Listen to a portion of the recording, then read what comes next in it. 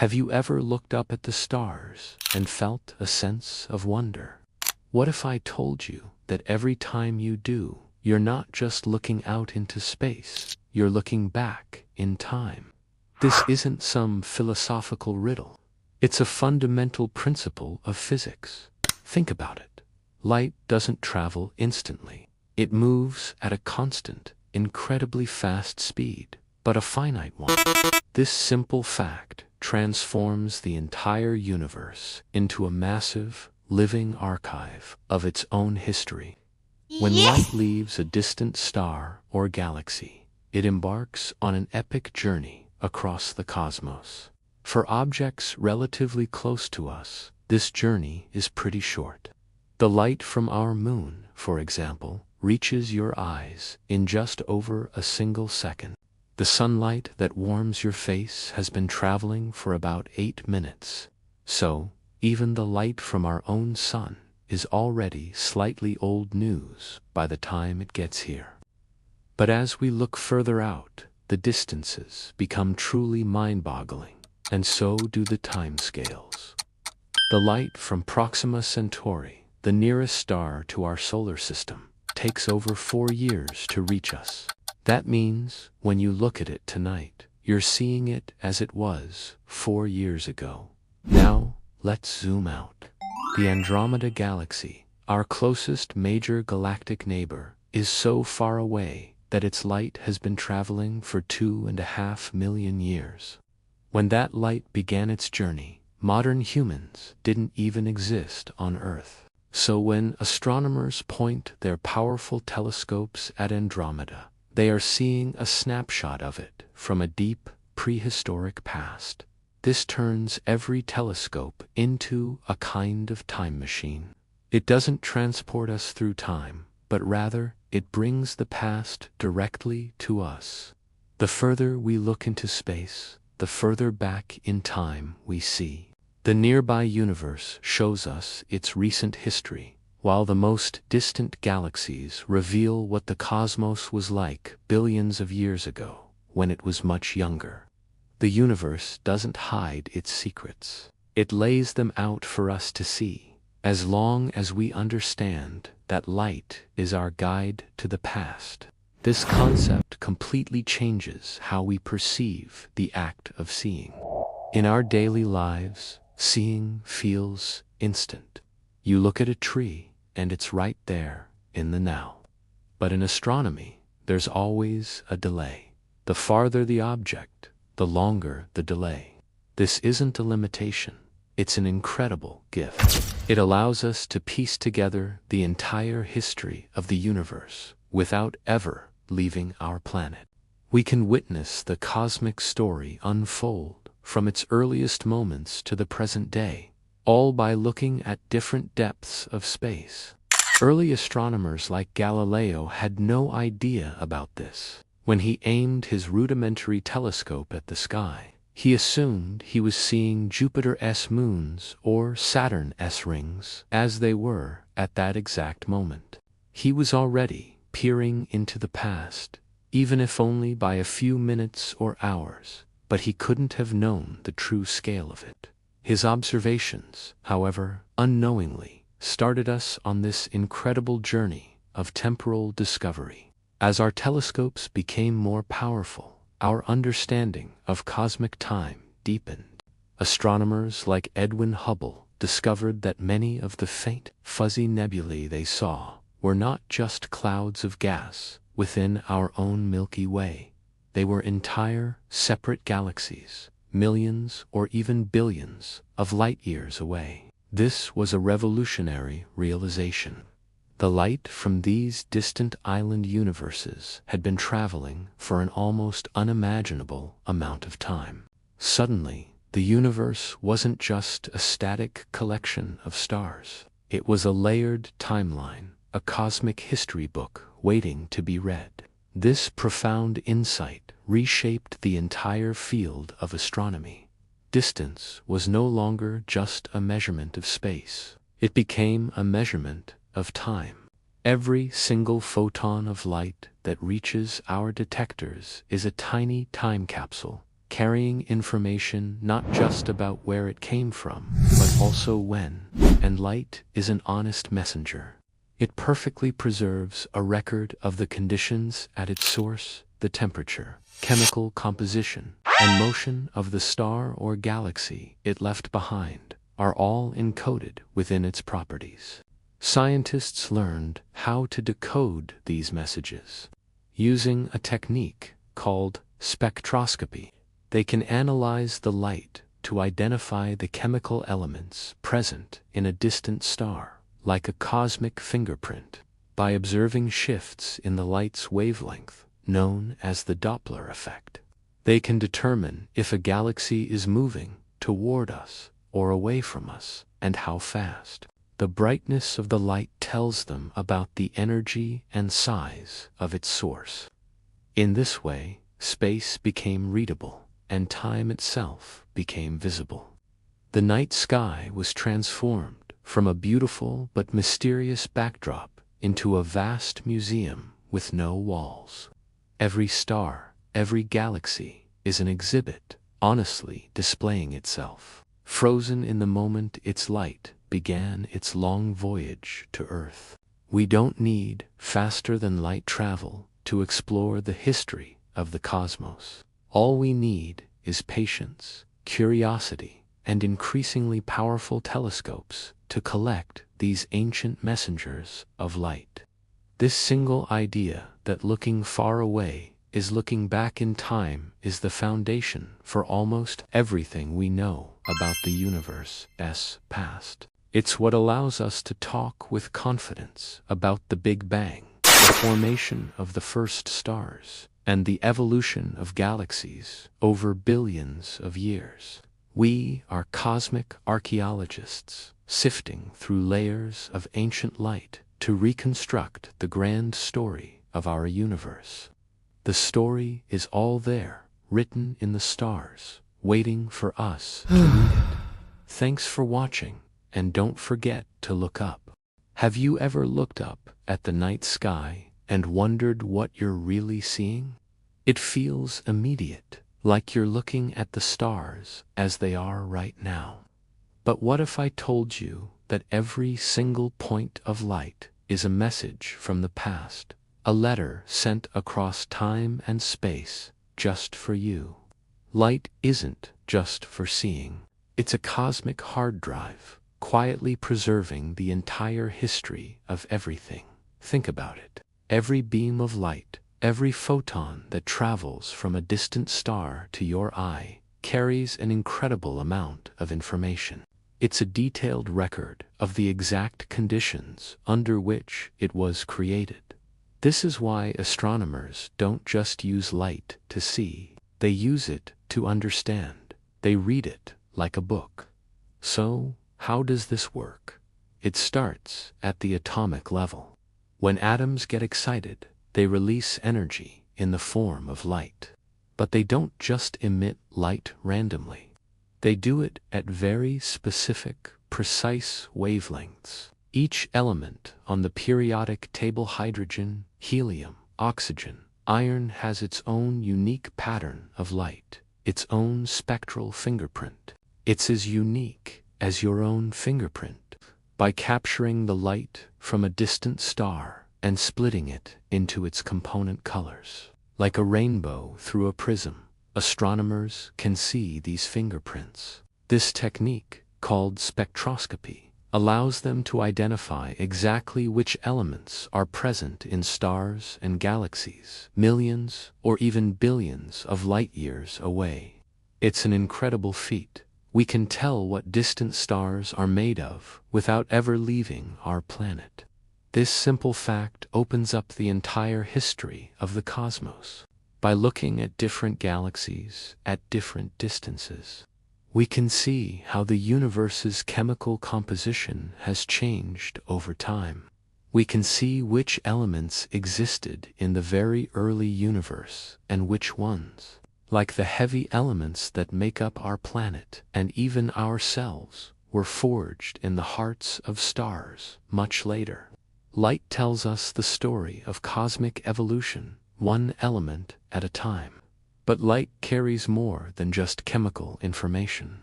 It also carries the signature of motion. You've probably heard of the Doppler effect, with sound, how an ambulance siren sounds higher pitched as it comes toward you, and lower pitched as it moves away. Light does the exact same thing. When a star or galaxy is moving toward us, its light waves get compressed, shifting toward the blue end of the spectrum. We call this a blue shift. When it's moving away from us, its light waves get stretched out, shifting toward the red end of the spectrum. This is the famous redshift. And this is where things get really profound. In the 1920s, astronomers discovered that almost every galaxy outside of our local group is redshifted. They are all moving away from us. Even more startling, the farther away a galaxy is, the faster it's moving away. Its light is more and more redshifted. This was the first direct evidence that the universe is expanding. The redshift of a galaxy's light became a cosmic speedometer and a cosmic yardstick all in one. The more its light is stretched, the farther away it is. And because light takes time to travel, the further back in time we are looking. Highly redshifted light comes from an era when the universe was much, much younger.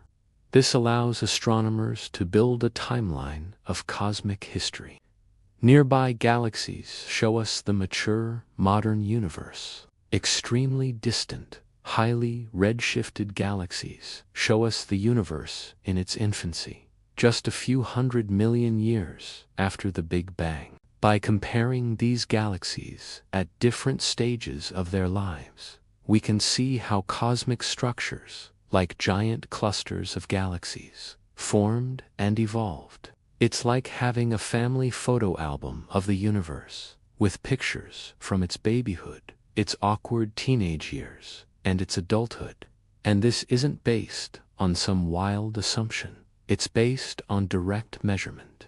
The universe is giving us its data for free. All we have to do is learn how to read it. Even darkness, the absence of light, holds clues. When starlight passes through a cloud of gas on its long journey to us, some of its light gets absorbed by the atoms in that cloud. This creates dark lines, or shadows, in the spectrum. These shadows tell us about the composition and temperature of the invisible gas that lies between the stars and between the galaxies. By mapping these patterns, astronomers can reconstruct entire environments that no longer exist, revealing the vast, unseen web of matter that connects everything. Light also preserves a record of energy. Hot, violent processes look very different from cool, calm ones. A supernova explosion, the death of a massive star, is one of the most energetic events in the universe. It can briefly outshine its entire galaxy. The light from a supernova travels across the cosmos, announcing the event. By studying how its brightness changes over time, its light curve scientists can figure out what kind of star exploded and what kind of remnant it left behind, whether a neutron star or a black hole. And speaking of black holes, they are the ultimate darkness, so dense that not even light can escape. So how do we see them? We don't. We see their effects. We see the light from matter that gets trapped in their immense gravity, spiraling in at incredible speeds. This matter heats up and shines brightly in X-rays and other wavelengths right before it disappears forever. We see powerful jets of energy launched from near the black hole that can carve paths straight through entire galaxies. Light reveals the dramatic interplay of cause and consequence, even around objects that are themselves invisible. But what about the oldest light of all? Does it still exist? Absolutely. And it's all around us, right now. It's called the the cosmic microwave background, or the CMB. This is the faint, leftover heat from the Big Bang itself. It's the afterglow of a time when the entire universe was an incredibly hot, dense, and opaque fireball. This light was released about 380,000 years after the Big Bang, and it has been traveling through space ever since, for nearly 13.8 billion years. It fills every corner of the sky. If your eyes could see in the microwave part of the spectrum, the entire sky would glow with a faint, uniform light. This ancient light is a treasure trove. It carries a snapshot of the baby universe.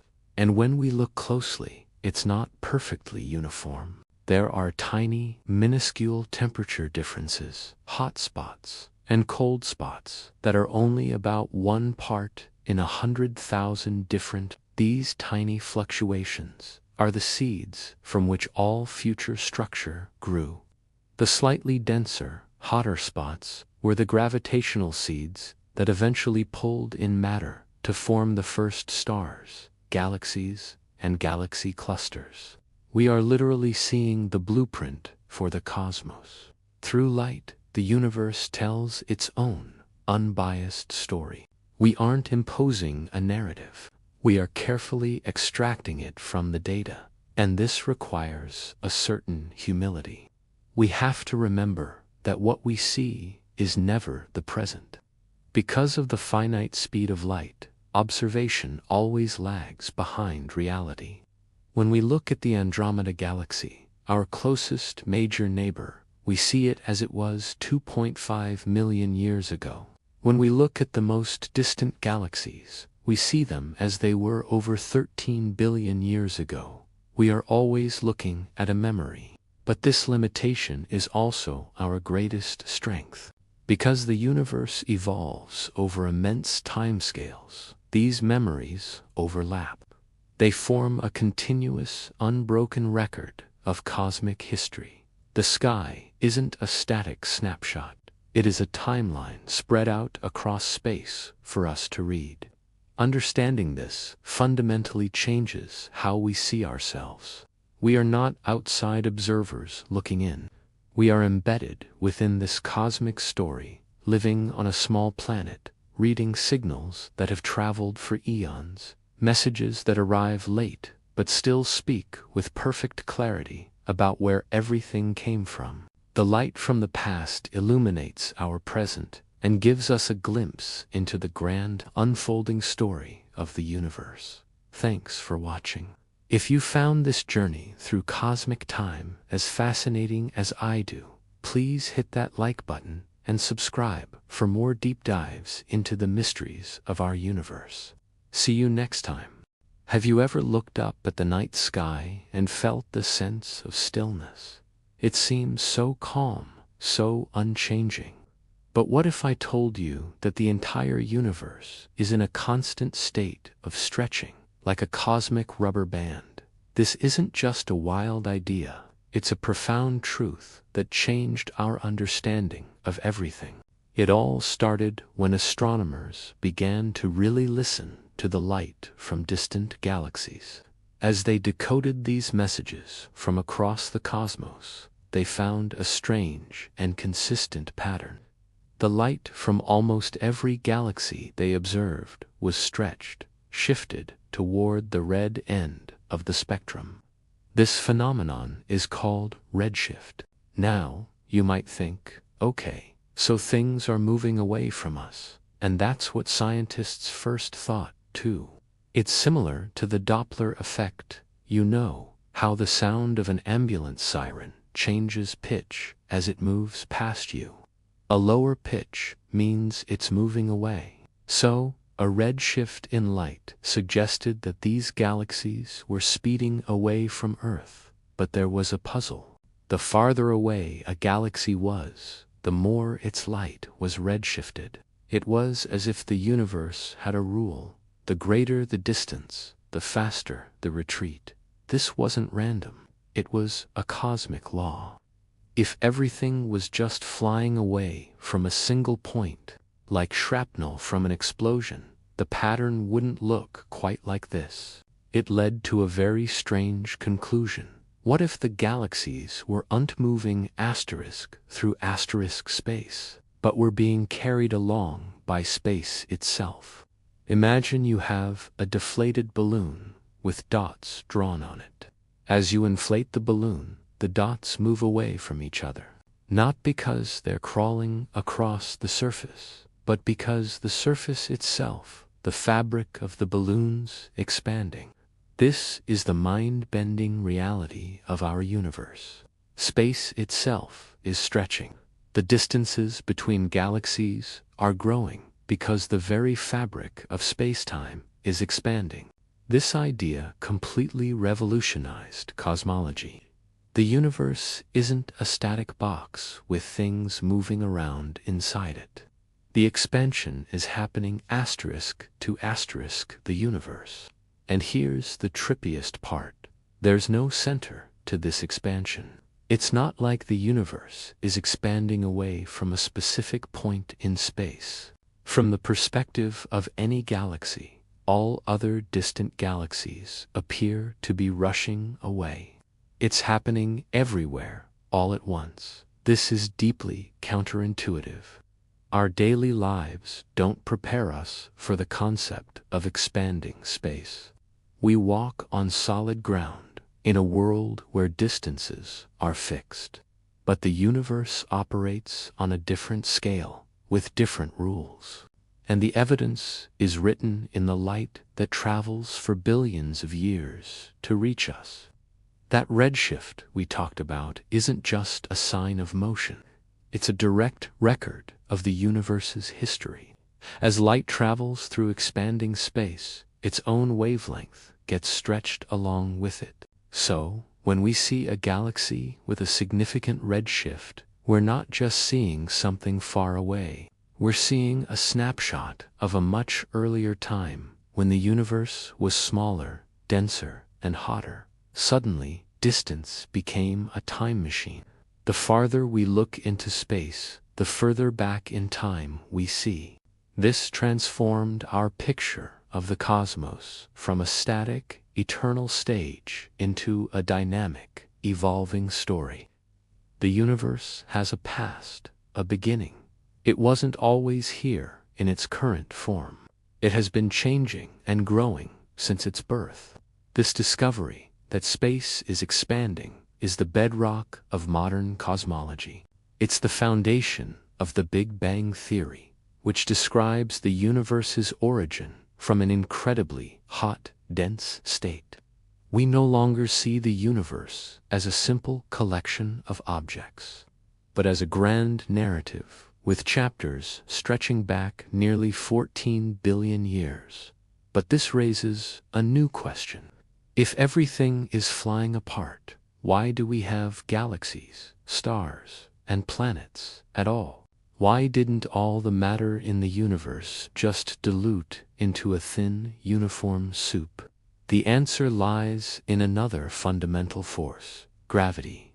Gravity is the cosmic architect, constantly battling against the expansion, pulling matter together to form the magnificent structures we see today. In our next video, we'll dive into this epic cosmic tug-of-war between expansion and gravity. We'll explore how gravity managed to build the universe we know, sculpting galaxies and clusters out of the primordial gas, despite the universe's relentless push to expand. It's a story of creation on the grandest scale. Thanks for joining us on this journey through space and time. If you found this as fascinating as I do, make sure to hit that like button and subscribe so you don't miss our next chapter. See you then. Have you ever looked up at a clear night sky and wondered how all those distant, shimmering lights came to be? Those aren't just single stars, but entire galaxies, each a sprawling city of billions of suns. And just like cities, they weren't built in a day.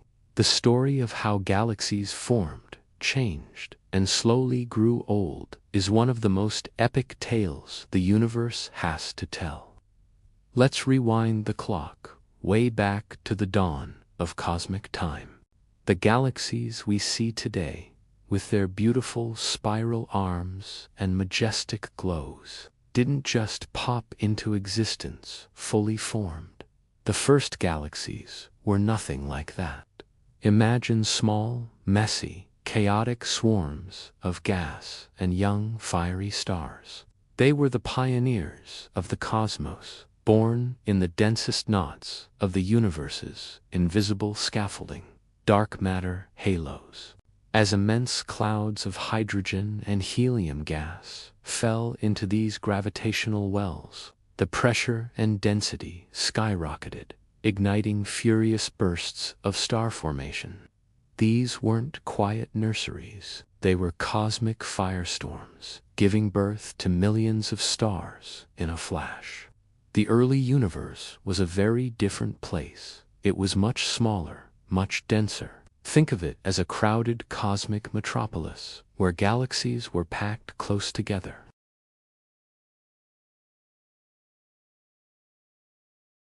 These encounters were the single most important factor in shaping their destiny.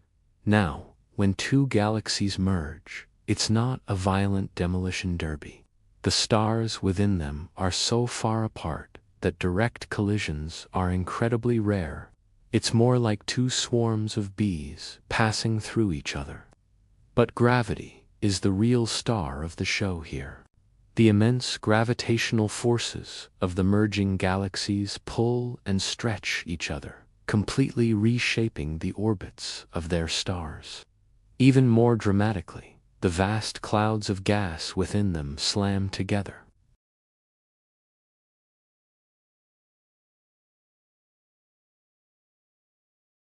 This process is what we call a starburst, and it's how mergers build bigger, more massive galaxies. The shape and structure of the galaxies are forever changed. What started as two small, irregular systems could merge into a single, much larger and more complex entity. Through this dance of gravity and gas, two main types of galaxies emerged. Some, through a delicate balance of rotation and gravity, flattened out into magnificent rotating disks. As stars and gas settled into these disks, intricate patterns like spiral arms began to form, tracing the paths of stellar birth. These are the beautiful spiral galaxies, like our own Milky Way or the Andromeda Galaxy. Others had a more violent history.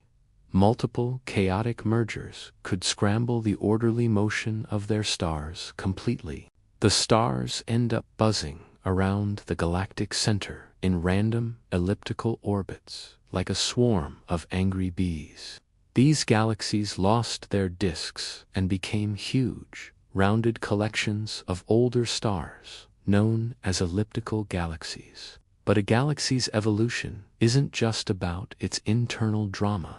Where a galaxy lives matters immensely.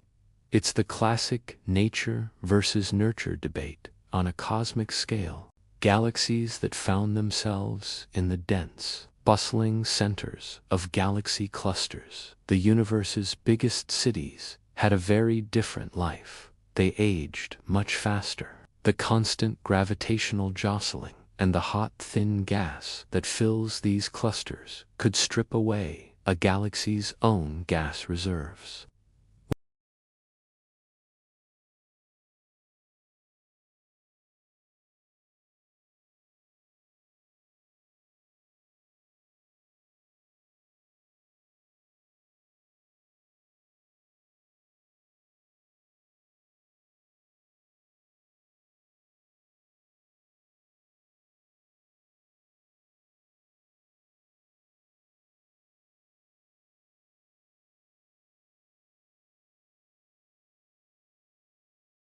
Their history is written in their color.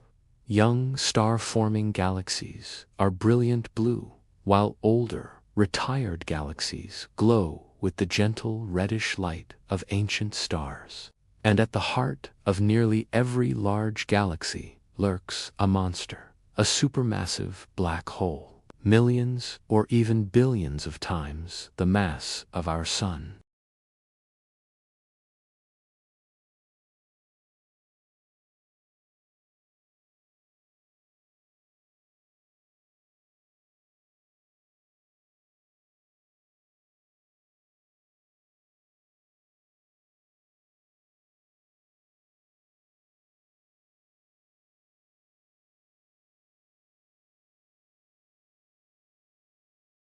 The black hole and its host galaxy grow together in a delicate, codependent relationship that we are still trying to fully understand.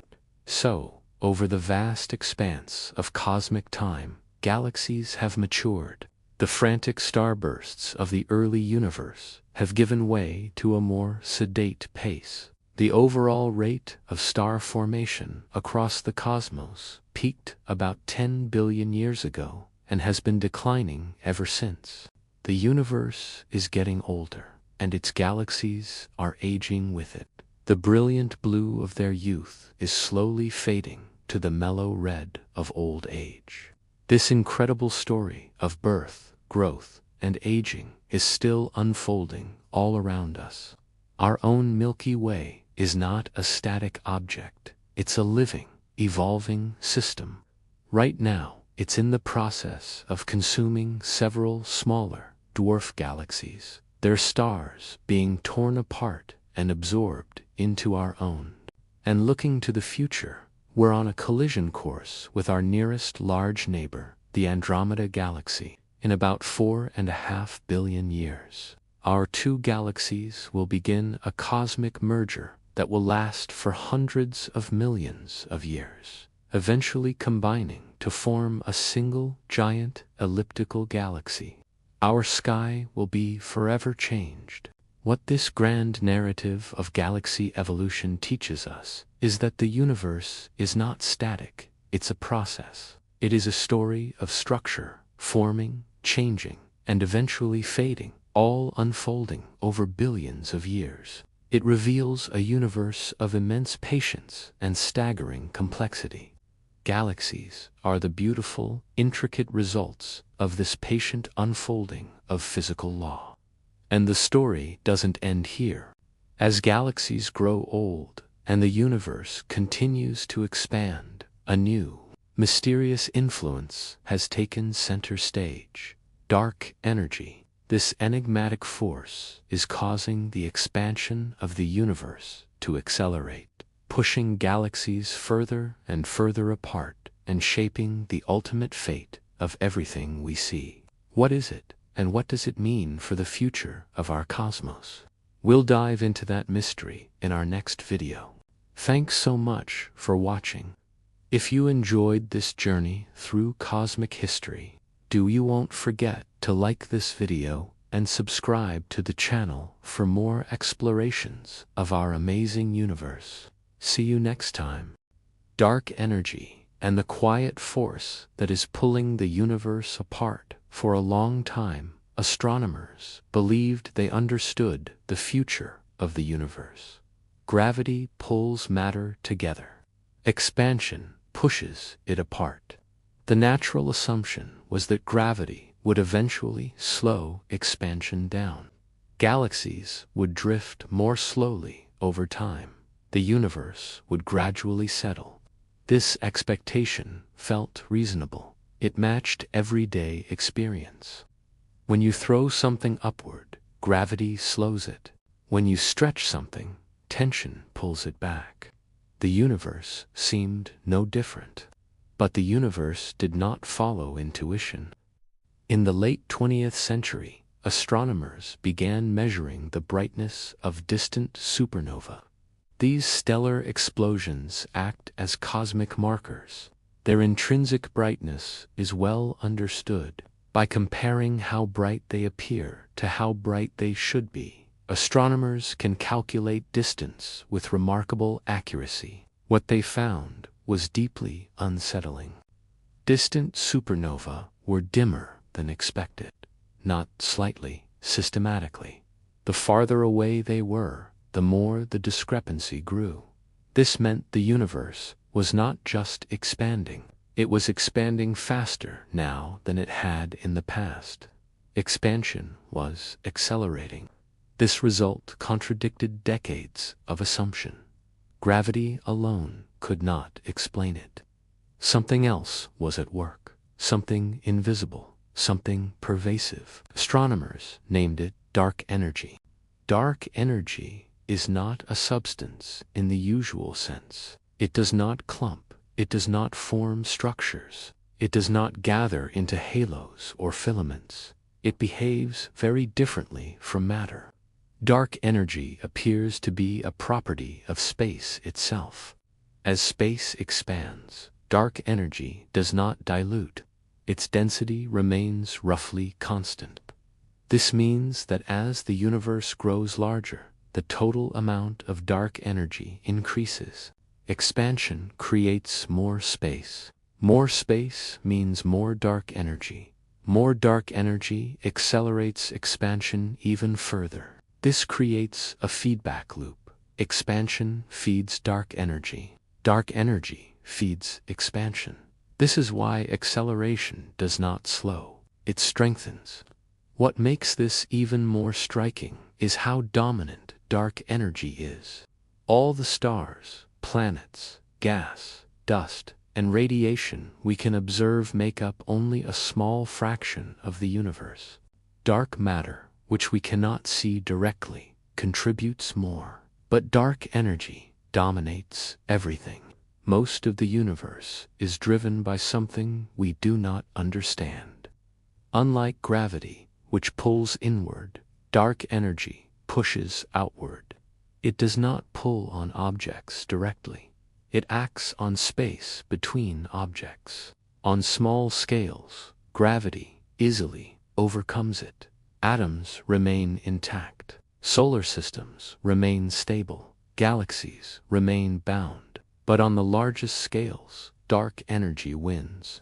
As expansion accelerates, distant galaxies recede faster and faster.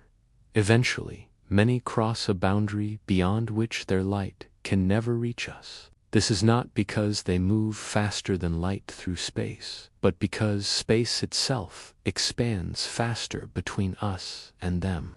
They fade. One by one, galaxies disappear from the observable universe. This creates a cosmic event horizon, a boundary not of distance, but of time and expansion.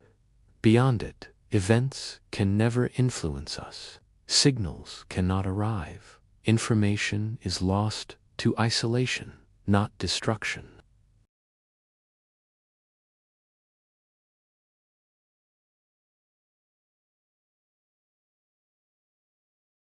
Future observers may see only their local group of galaxies, unaware that anything else ever existed.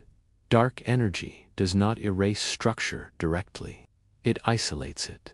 Clusters remain bound internally. Galaxies continue to orbit each other locally, but connections between distant regions are severed.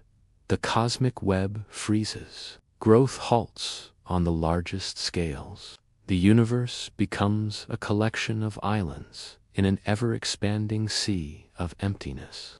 Several explanations for dark energy exist, but none are confirmed. The simplest, this idea was first introduced by Einstein, then abandoned, and later resurrected. In this view, empty space has an inherent energy. This energy does not change as the universe expands. It is built into the structure of spacetime itself. Other theories propose dynamic fields that change over time. These fields could strengthen or weaken. If so, the future of the universe might differ dramatically from current predictions.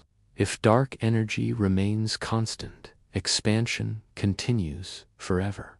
Galaxies drift apart. Star formation ends. The universe cools. If dark energy increases, expansion accelerates catastrophically.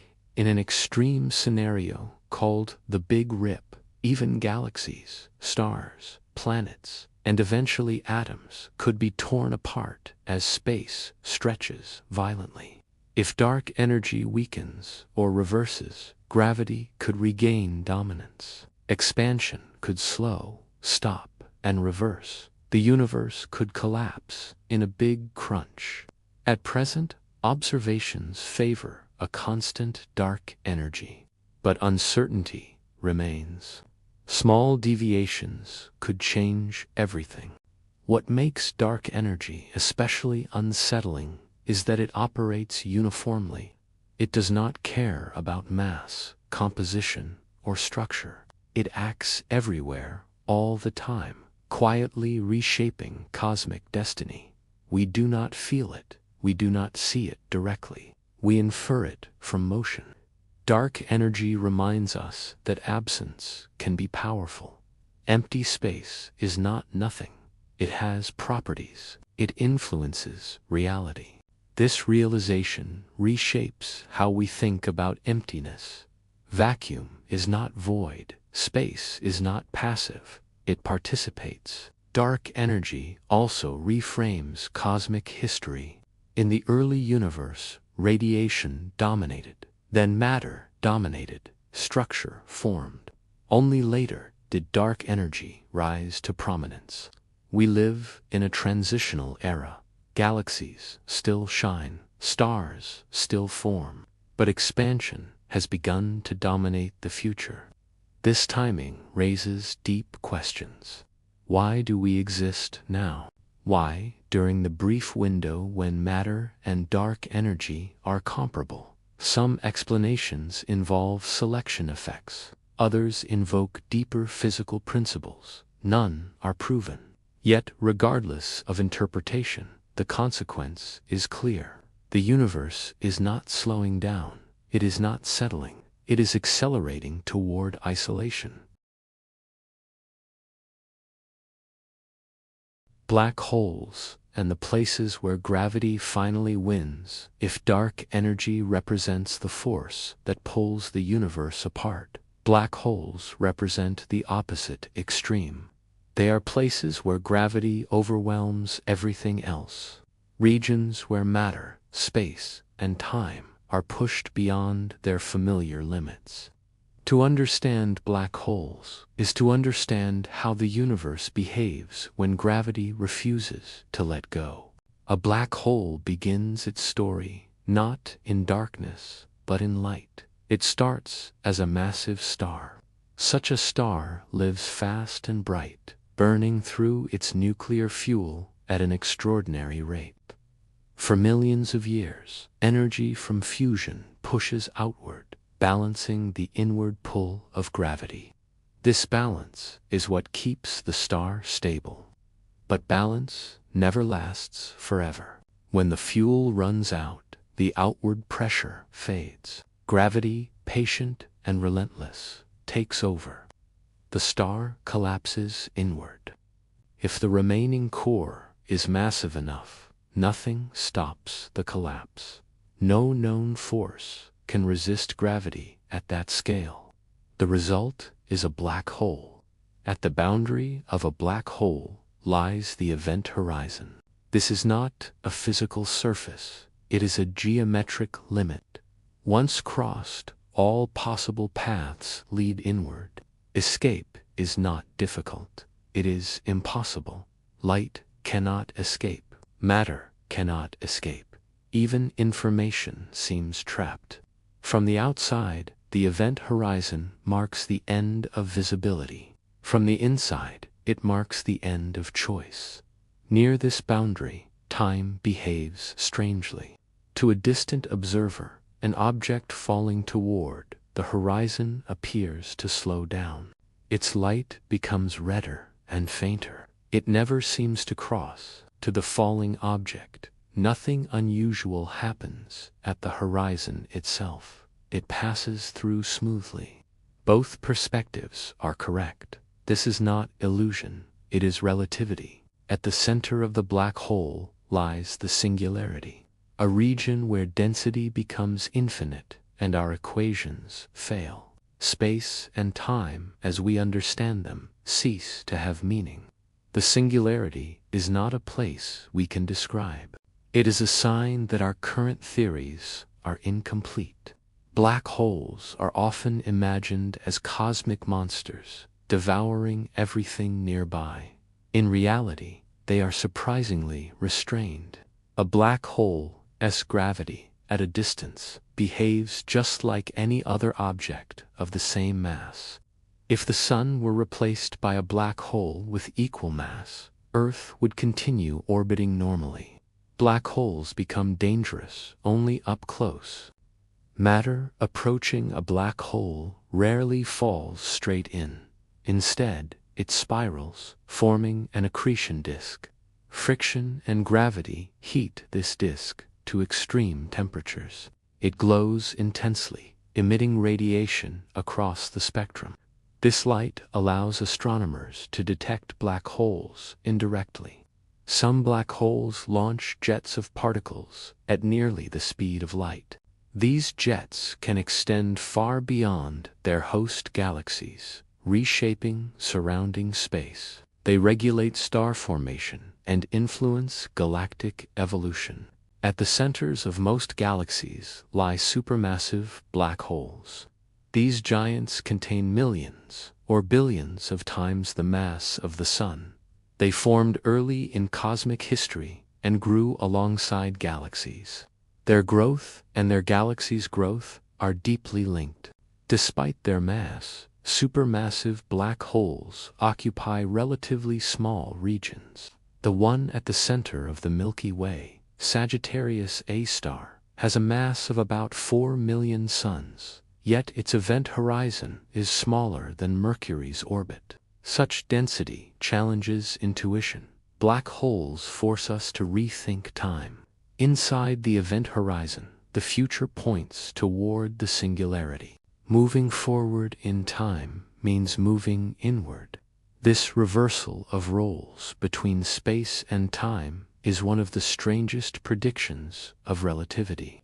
Black holes also raise profound questions about information. When matter falls in, does its information disappear forever? Quantum mechanics says information cannot be destroyed. General relativity seems to say it can be hidden permanently. This conflict is known as the black hole information paradox. Resolving it may require a theory that unites quantum mechanics and gravity. Proposed solutions suggest information may be encoded on the event horizon or released slowly through subtle quantum processes. None are fully confirmed. Black holes are not eternal. According to quantum theory, they emit a faint radiation known as Hawking radiation. This causes them to lose mass extremely slowly over unimaginable timescales. Even black holes evaporate. A stellar mass black hole would take far longer than the current age of the universe, multiplied by trillions, to disappear. Supermassive black holes last even longer. But the fact that they are not permanent changes how we think about finality. Black holes also connect to entropy. They possess enormous entropy, proportional to the area of their event horizon. In many ways, they represent the maximum entropy objects possible. When matter falls into a black hole, entropy increases dramatically. This links black holes to the arrow of time. They are not exceptions. They obey the same thermodynamic principles as everything else, but at extreme scales. Black holes also played a role in the early universe. Some theories suggest primordial black holes may have formed shortly after the Big Bang. These objects could contribute to dark matter or influence early structure formation. Modern astronomy has confirmed black hole mergers through gravitational waves. When two black holes spiral together and merge, they release enormous energy as ripples in spacetime. These signals allow us to test relativity under extreme conditions. Each detection confirms predictions with remarkable precision. Yet each also reveals surprises, unexpected masses, unexpected spins, unexpected frequencies. Black holes remind us that gravity is not gentle everywhere. It can dominate, absolutely. It can reshape space and time so thoroughly that familiar concepts break down. Yet black holes are not anomalies. They are natural outcomes of cosmic evolution. They arise from stars. They grow with galaxies. They influence structure. They also highlight a deeper truth. The universe contains extremes, expansion and collapse, light and darkness.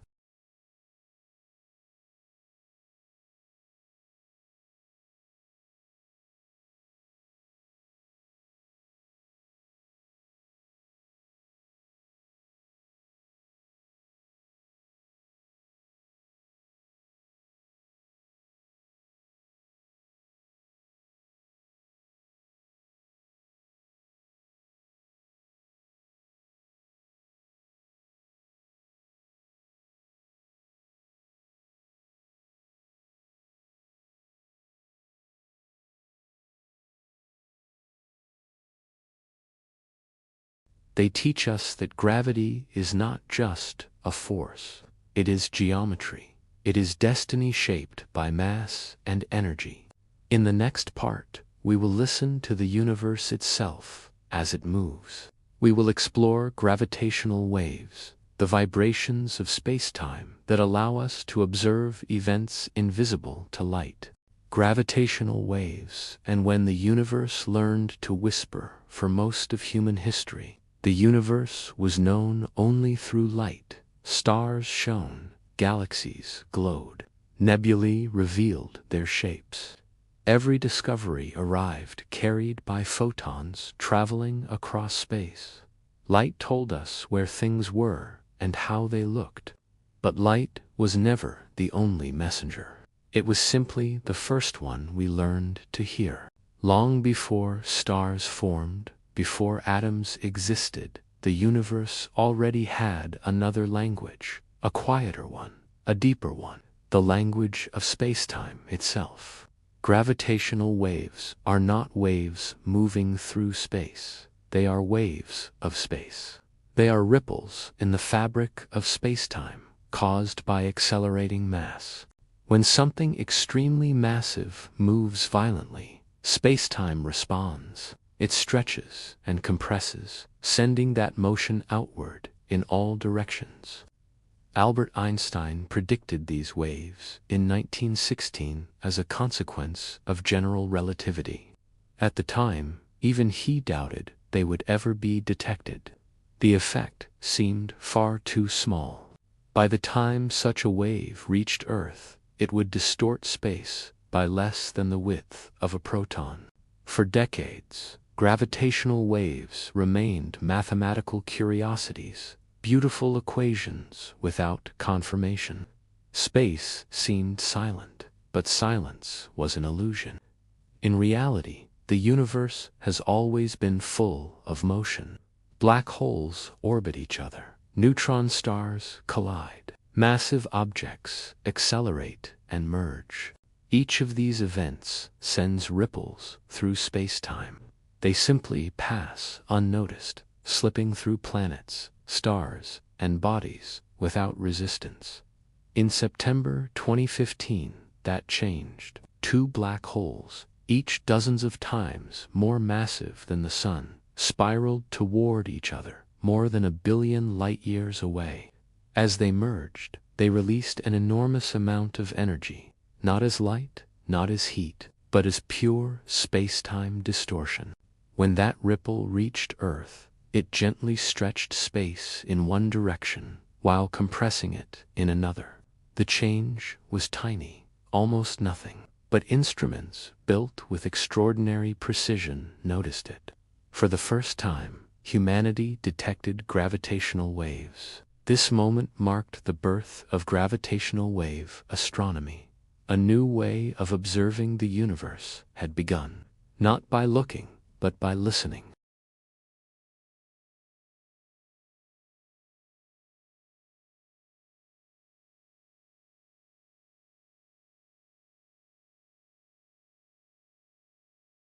They come directly from the motion of mass itself. When two black holes merge, there may be no light at all, but spacetime always responds. The wave carries the masses of the objects, their spins, and the details of their final moments. It is a direct record of gravity at work. Detecting these waves requires extraordinary sensitivity. Interferometers measure the difference in length between two arms kilometers long. A passing gravitational wave changes that length by a fraction of an atom. The instruments must be isolated from earthquakes, traffic, thermal noise, and even quantum uncertainty. That detection was not a single event. It was proof that the universe is constantly vibrating.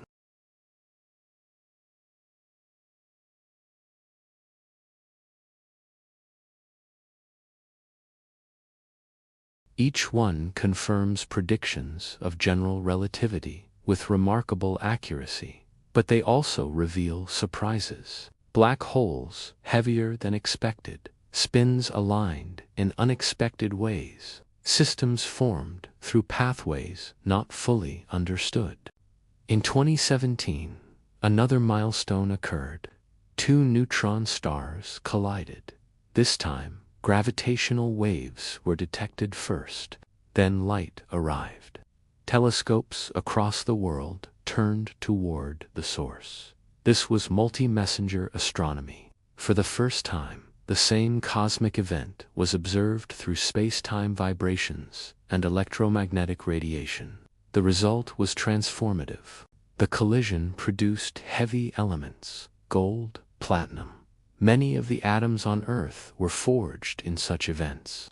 Gravitational waves confirmed where these elements come from. They also provided a new way to measure cosmic distance. The strength of a gravitational wave reveals how far away the event occurred. This allows astronomers to measure the expansion of the universe without relying on traditional distance ladders. Gravitational waves offer a direct probe of space-time geometry. As detectors improve, sensitivity increases. Future observatories will detect weaker signals, more distant mergers, possibly even continuous backgrounds formed by countless overlapping sources throughout cosmic history. Some waves may come from supermassive black hole mergers at galactic centers. These events unfold slowly over years or decades. Their waves stretch spacetime on scales larger than solar systems. Other waves may originate from the early universe itself. If spacetime underwent violent transitions shortly after the Big Bang, those motions may still echo faintly today. Detecting them would reveal conditions from the earliest moments of time. Gravitational waves redefine silence. Space is not empty and quiet. It carries memory. It responds to motion. It records cosmic violence and gentle drift alike. They also reshape our understanding of observation. We are no longer limited to light. We can sense motion directly. We can detect events that never produce photons. This changes cosmology fundamentally. The universe becomes audible as well as visible. Gravitational waves also deepen the connection between gravity and time. These waves travel at the speed of light. They stretch space and time together. They remind us that space-time is not a backdrop. It is an active participant. When space-time vibrates, it carries energy. It carries information. It carries history. The universe does not announce its most dramatic events loudly. It whispers them across billions of years. And only now have we learned how to listen. This new sense does not replace light. It complements it. Light shows us surfaces and aftermaths. Gravitational waves show us motion and creation itself. Together, they provide a fuller picture of reality. We are still at the beginning. Most gravitational waves remain undetected. Most sources remain theoretical. But already, this quiet messenger has transformed how we understand the cosmos. It reminds us that reality is deeper than appearance, that some of the most important events leave no visible trace, and that the universe speaks in more than one language. In the next part, we will return to the grand structure shaped by these motions. We will explore how galaxies move, collide, and weave the cosmic web across billions of years. The cosmic web and how everything is quietly connected. If you could step far outside the universe and look back at it as a whole, you would not see chaos. You would not see randomness. You would see structure. Vast structure, a pattern so large that individual galaxies become tiny points, and yet so precise that nothing exists without a place. This structure is called the cosmic web. On the largest scales, matter in the universe is not spread evenly. Galaxies do not float randomly through space. Instead, they trace enormous filaments of matter that stretch for hundreds of millions of light-years. These filaments intersect at dense nodes where galaxy clusters form. Between them lie immense voids, regions with almost no galaxies at all. The universe looks less like a cloud and more like a neural network. Threads of matter connecting luminous nodes across a dark background. This pattern did not arise by chance. Shortly after the Big Bang, the universe was almost perfectly uniform. Tiny variations in density existed, fluctuations so small they were measured as differences of 1 part in 100,000. These slight irregularities were imprinted in the cosmic microwave background. Gravity amplified those tiny differences. Where density was slightly higher, gravity pulled matter inward. Where density was slightly lower, matter flowed away. Over billions of years, these motions sculpted the large-scale structure we see today. Dark matter played the leading role. Dark matter does not emit or absorb light, but it outweighs ordinary matter by a factor of about 5. It interacts almost exclusively through gravity. Early in cosmic history, dark matter clumped first, forming invisible scaffolding across space. Ordinary matter followed. Gas flowed into dark matter filaments, cooled, condensed, and formed stars and galaxies.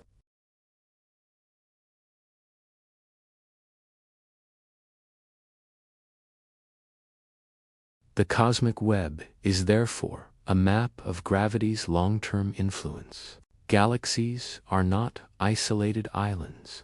They are beads on strings, drifting along gravitational pathways laid down billions of years ago.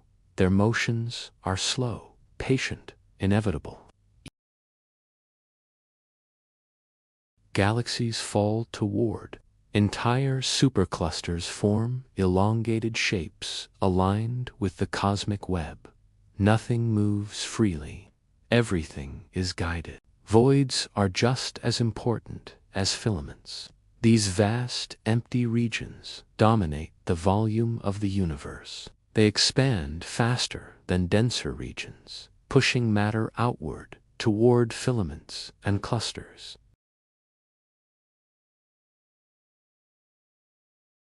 This process continues even now. The universe is still forming structure. Galaxies still migrate. Dark matter still shapes motion. The cosmic web evolves slowly but relentlessly. Within this web, galaxies experience environments that shape their fate. A galaxy in a dense cluster experiences frequent interactions. Gas is stripped away. Star formation slows. The galaxy ages quickly. A galaxy in a filament may receive fresh gas, fueling star formation for longer periods. A galaxy in a void evolves quietly, isolated, sometimes remaining pristine for billions of years. The cosmic web determines not only where galaxies are, but how they live and die. Even the Milky Way is part of this structure. Our galaxy lies within the Laniakea supercluster, itself part of larger filaments stretching across hundreds of millions of light-years. Our motion through space is influenced by the distribution of mass within this web. When we measure galaxy motions, we see coherent flows. Galaxies moving together toward massive attractors. This motion reveals hidden mass, including dark matter concentrations we cannot see directly.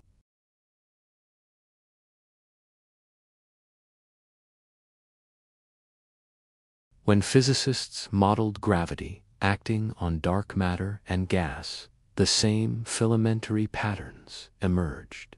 When telescopes later mapped galaxy distributions, they matched the predictions. This agreement is one of the strongest confirmations of modern cosmology, yet many details remain uncertain.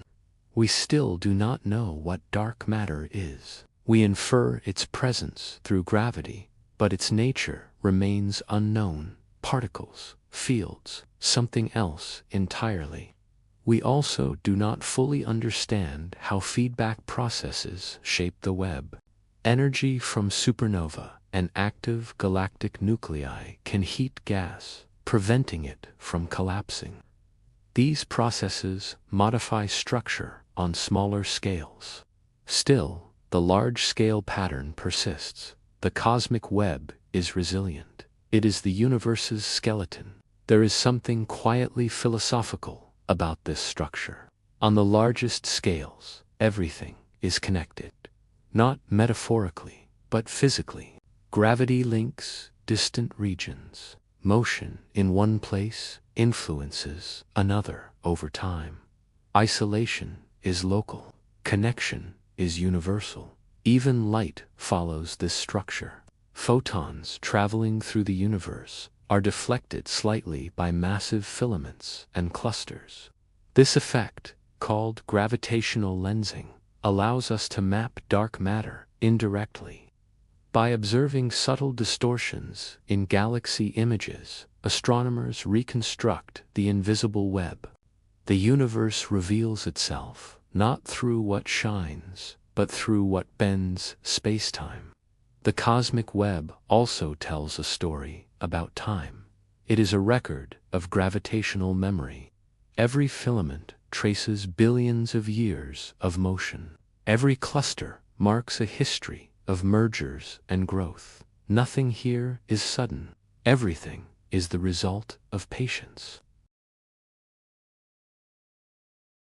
As dark energy accelerates cosmic expansion, filaments will stretch, clusters will become isolated, the web will thin. Eventually, distant regions will move beyond each other's horizons. The web will fragment. In the far future, each galaxy cluster may appear alone, surrounded by darkness, unaware that it was once part of a vast, connected structure. The cosmic web reminds us that context matters. What we see now is temporary. Structure evolves, connectivity fades. But today, the web still exists. It still guides motion. It still connects distant galaxies through invisible threads. We are inside it. Every atom in your body once traveled through this web. The elements were forged in stars, born along filaments. Those stars lived, died, and scattered material that later became planets and life. The web is not abstract. It is ancestral. Understanding it is understanding our own origins. In the next part, we will follow these threads further into the future. We will explore what happens as expansion accelerates and structure dissolves. What remains when connections stretch beyond reach? There is something deeply strange about the universe. Not that it is large, not that it is old, but that it allows complexity to exist at all. Most possible universes, if the laws of physics were even slightly different, would be simple, short-lived, or completely empty. Matter would fly apart too fast, or collapse too quickly, or never form stable structures in the first place. Yet, it expanded fast enough to avoid immediate collapse, but slow enough to allow gravity to shape structure. It cooled quickly enough to form atoms, but not so quickly that everything froze into darkness.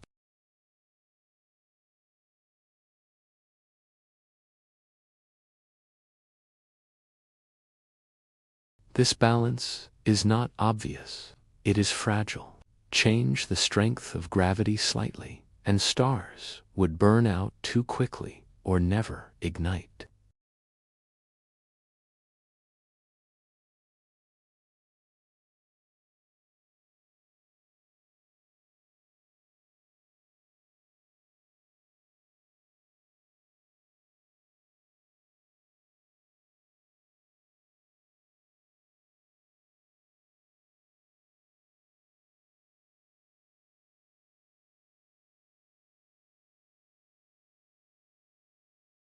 One possible answer is chance. Perhaps many universes exist, each with different physical laws.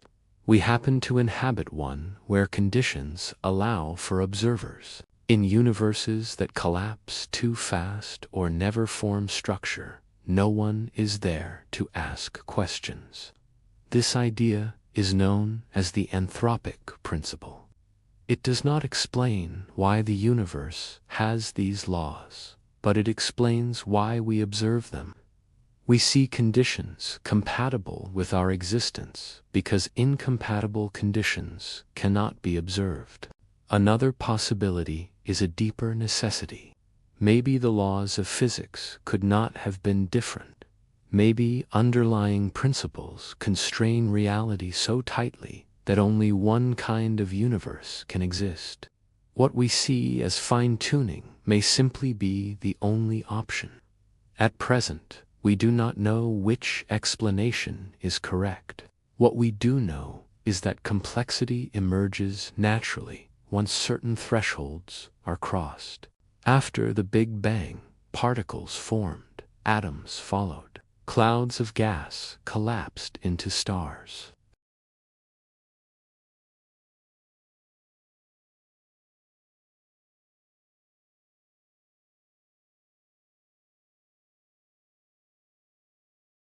At no point was complexity planned.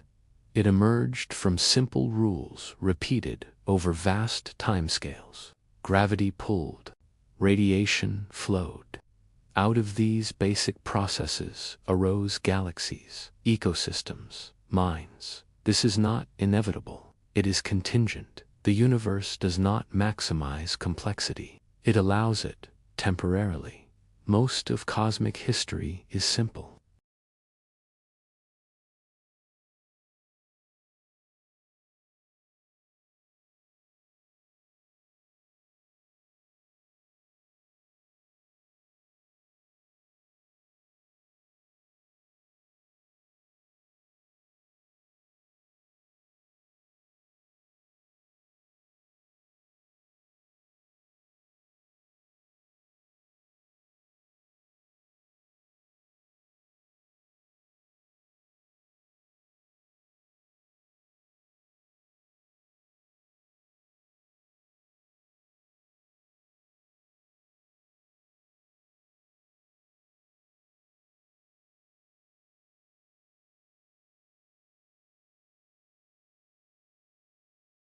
Expansion smooths differences. Complexity becomes harder to sustain. This gives complexity a temporal window. We live inside that window. The fact that we can study the universe at all is remarkable. It means complexity persisted long enough to produce observers capable of reflection. The universe became aware of itself, briefly. This awareness does not change cosmic fate, but it changes meaning. Meaning does not require eternity. It requires experience. A short-lived pattern can still matter. From the universe's perspective, life is rare. From life's perspective, the universe is immense. These perspectives coexist. Physics does not care about meaning, but meaning emerges from physics. Consciousness is not written into equations, yet equations allow consciousness to arise. This is one of the deepest mysteries we face. Some physicists suggest consciousness is irrelevant, an epiphenomenon of neural complexity. Others wonder whether observation plays a fundamental role in reality itself. Quantum mechanics complicates this discussion. Measurement affects outcomes. Observation is not passive, it interacts with systems. Whether consciousness is fundamental or emergent remains unresolved. What is clear is that observers alter the universe locally.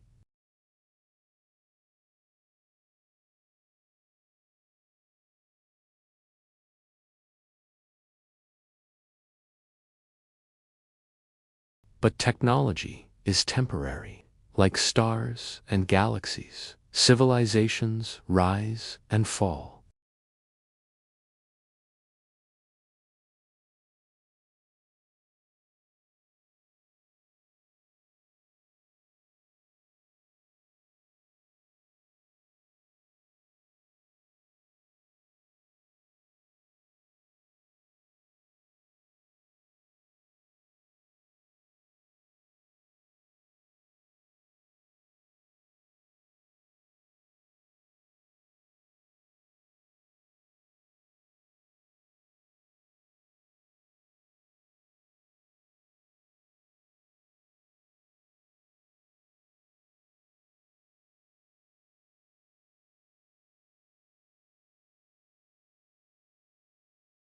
Meaning in a universe that does not care. The universe does not care about meaning.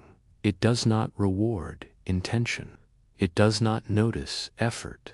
It expands, cools, and evolves according to laws that operate without preference or purpose. And yet meaning exists.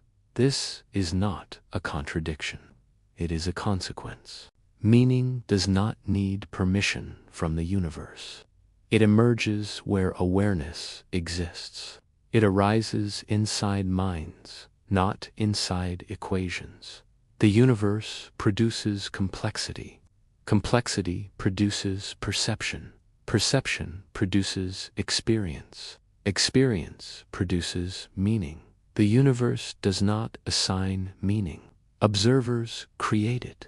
This realization unsettles many people.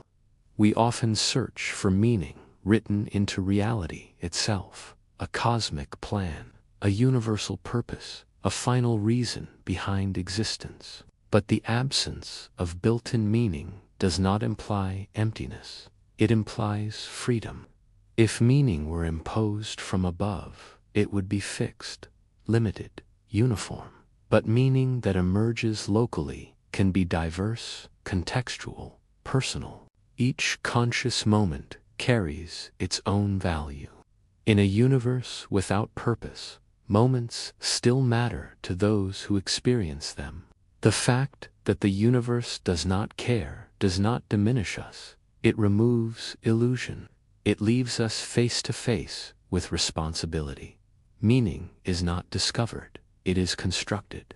This construction is not arbitrary. It is constrained by biology, culture, memory, and physics. But within those constraints, infinite variation exists. Stars do not care if they are observed, but observing them changes the observer. The night sky shaped human myths, calendars, navigation, and science. It guided migrations and inspired questions. The universe became meaningful through interaction. This process continues. Understanding the universe alters how we see ourselves. We recognize our fragility. We recognize our rarity. We recognize our temporary nature. None of these negate meaning. They intensify it. A fleeting moment is precious precisely because it cannot be repeated. The universe will forget us. But forgetting is not judgment. It is neutrality. Memory exists locally. Civilizations store memory through records, art, language, and technology. These too will fade. But while they exist, they shape experience. The heat death of the universe does not erase present meaning. It simply limits its duration. Duration is not value. A symphony does not lose its beauty because it ends. Its ending gives it shape. Meaning works the same way. There is a temptation to seek cosmic justification, to ask why the universe allows suffering, or joy, or awareness at all. But the universe is not a moral agent. It does not choose. It allows. Within that allowance, everything else unfolds. This shifts moral responsibility inward. Meaning is not granted. It is maintained. We choose what matters. This choice is not trivial. It shapes action. It shapes culture. It shapes legacy. In a universe without external purpose, ethics become internal agreements. Compassion becomes a decision. Curiosity becomes a commitment. The universe will not enforce values. We must. This is not a burden. It is an invitation. The silence of the universe is not hostility. It is openness. Within that openness, minds arise, questions arise, stories arise. The universe is not a story with a moral arc, but stories exist within it. Consciousness allows reflection.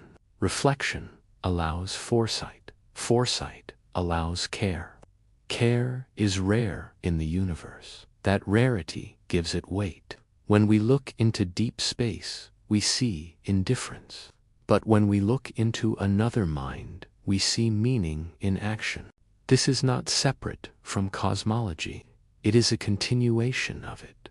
Physics explains how complexity arises. Philosophy explores what complexity feels like. Neither replaces the other.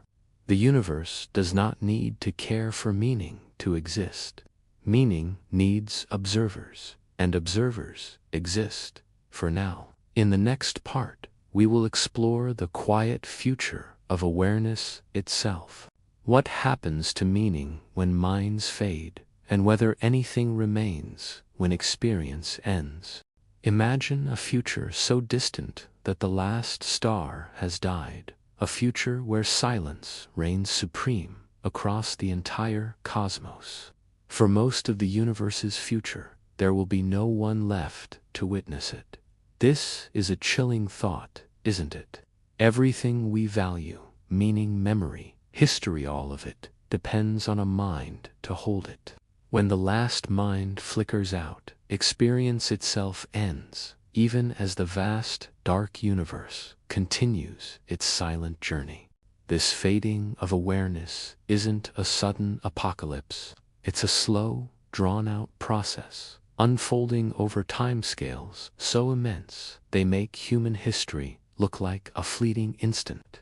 It begins subtly, long before the final star burns out. As the cosmic factories that build stars begin to shut down, the environments capable of supporting life become vanishingly rare.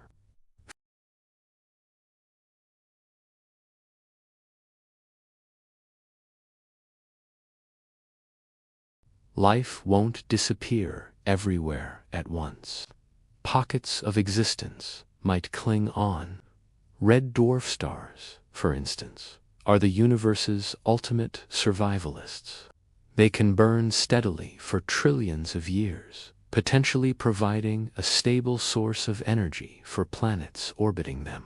Around these dim, long-lived suns, life might persist long after galaxies, like our own Milky Way, have gone dark.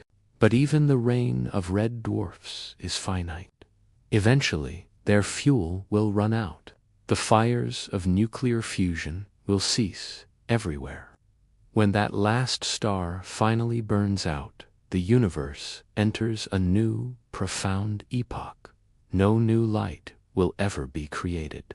The sky, once ablaze with 1 trillion galaxies, will be utterly black.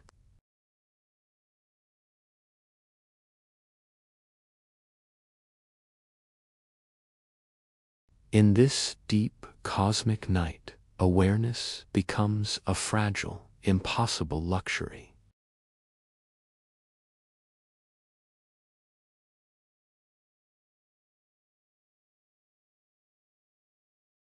Without stars, these gradients flatten out. The universe settles into a cold, uniform equilibrium. Chemistry slows to a near standstill. The intricate processes of metabolism become impossible. Any minds that may have survived until this point will inevitably fade away, their thoughts dissolving into the endless quiet. So what's left? A universe of objects, stripped of all experience, white dwarfs, cooling over eons, to become invisible black dwarfs, neutron stars, silently drifting through the void.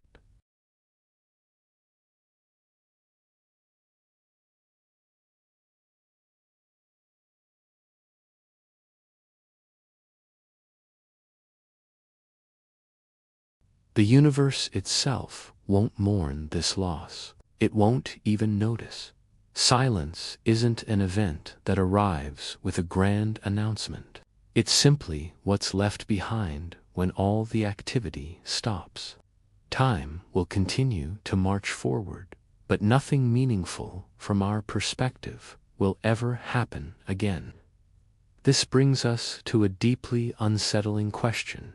If no minds are left to experience the universe, does anything matter anymore?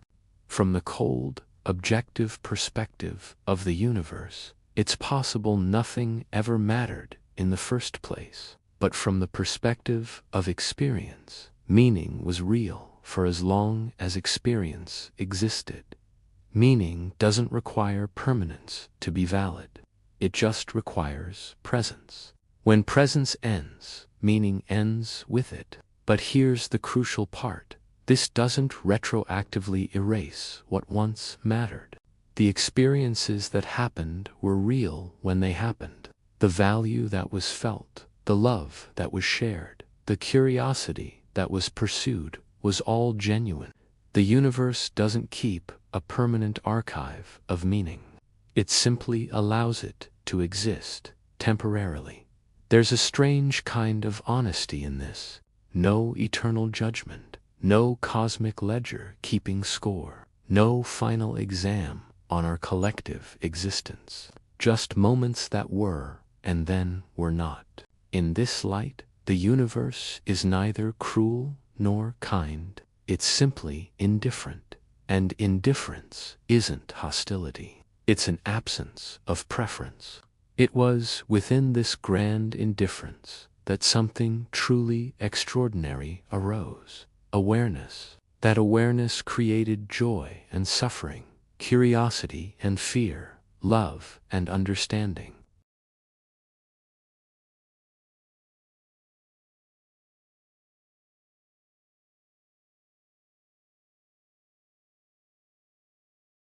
A thought doesn't need to last forever to be meaningful.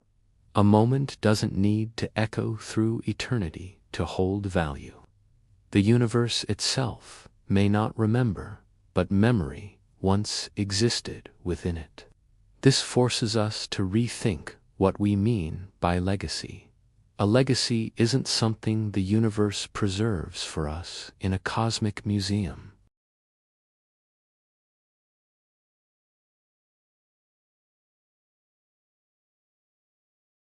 This doesn't make our efforts pointless. It simply defines their scope. Everything meaningful happens in the here and now, in the present tense of awareness. The distant future of the universe will be an empty stage, devoid of thought. But the past was not. There was a time when stars burned with furious light, when galaxies pirouetted and collided in a cosmic dance, when, on at least one small planet, life arose from the dust and looked out at the cosmos, asking questions about its own existence. That time was real. The silence that follows doesn't erase the sound that once was. The end of awareness does not invalidate the fact that awareness once existed. We have a tendency to think that for something to be truly meaningful, it needs an external audience, some eternal witness watching from outside the universe. But maybe that's not necessary. Maybe experience itself was the witness. Consciousness doesn't need approval from a higher power to be real. The universe offers no comforting bedtime stories about endings. It gives no guarantees of permanence. But it did allow something incredible to happen, even if just for a cosmic blink of an eye. It allowed itself to be known. For a brief span of its long life, matter organized itself into systems capable of reflection.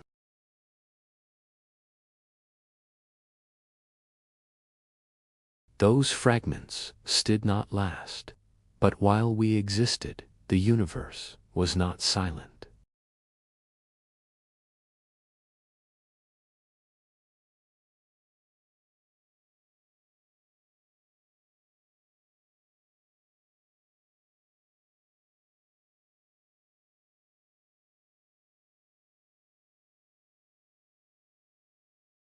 If awareness were eternal, if we had infinite time, meaning would flatten out into a bland, featureless landscape.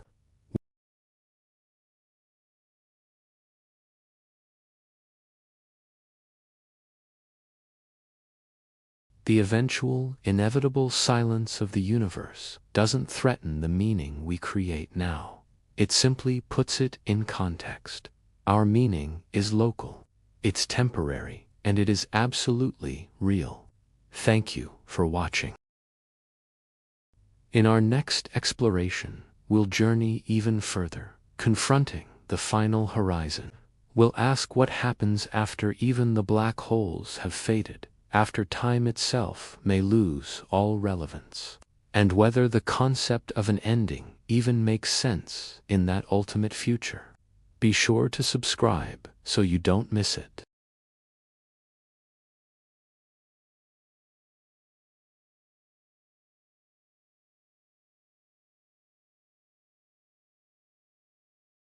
It continues, but in a way that's almost impossible for us to imagine. Time, as we know it, with its constant flow of before and after, begins to lose its meaning. Imagine a clock where the second hand moves once every trillion years. Technically, time is passing, but the change is so slow, so rare, that it feels like perfect stillness.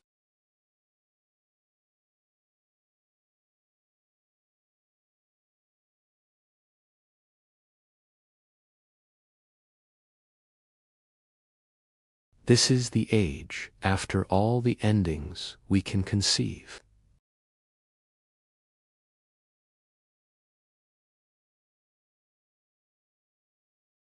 They are the final bastions of structure, the last places where immense energy is held together. Everything else, stars, galaxies, planets, has long since dispersed. Matter is stretched thin across an ever-expanding, cold, dark space. The photons that once lit up our sky are stretched into wavelengths longer than galaxies. But the black holes remain. They don't shine, they don't move, they simply are, silently warping the fabric of spacetime around them. The last monuments in a forgotten kingdom. But even these cosmic titans are not eternal. Stephen Hawking discovered a process, now named Hawking radiation, that spells their doom. It's an incredibly slow, almost imperceptible leak of energy. For a black hole the mass of our Sun, the time it would take to evaporate is a number so large it dwarfs the current age of the universe many times over. For the supermassive black holes at the centers of galaxies, the timescales are simply beyond human comprehension. But the process is relentless, one by one, over eons that defy imagination. Even the largest black holes will radiate away their mass, ending their existence in a final, faint flash of low-energy particles. When the very last black hole disappears, the universe crosses a new threshold. It's a state of ultimate simplicity. No stars, no planets, no atoms, no structures of any kind. Just a thin, cold soup of elementary particles and radiation spread evenly across a vast, dark, and ever-expanding emptiness. Here, time itself becomes a puzzle. Without events to mark its passage, without an observer to measure it, what is time? Physics allows for it to continue, but without change, it has no direction, no flow.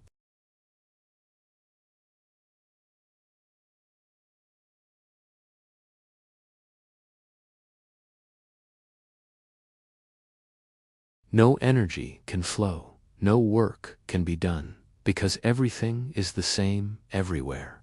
Uniformity has won.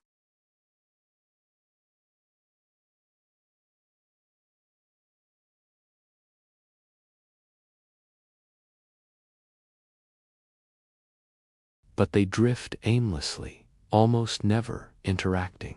For us, who experience the world through contrast, light and dark, hot and cold, motion and stillness, this reality is a void. But does the universe still exist? Yes. Does anything happen? On a technical quantum level, yes.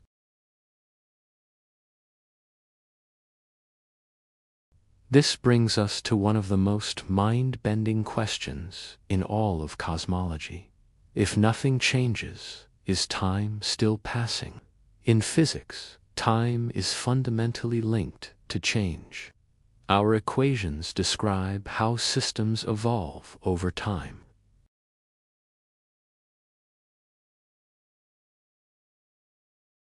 Some physicists believe that in this state of perfect equilibrium, time effectively ends. It becomes a frozen dimension.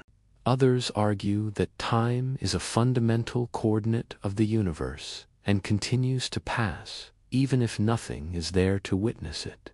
We don't have the answer. We only know that this future is so far away that our language, our very thoughts, struggle to grasp the scale.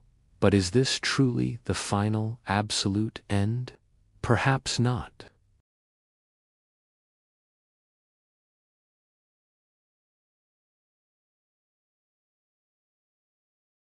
One is the concept of vacuum decay. What if our universe isn't in its most stable energy state?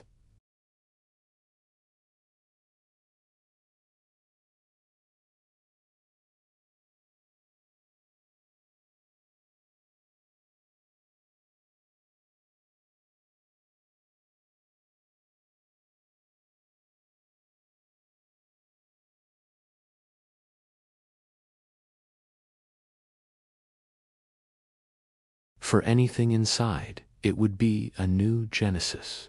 From the outside, it would be an invisible, silent transformation. Another tantalizing idea is eternal inflation.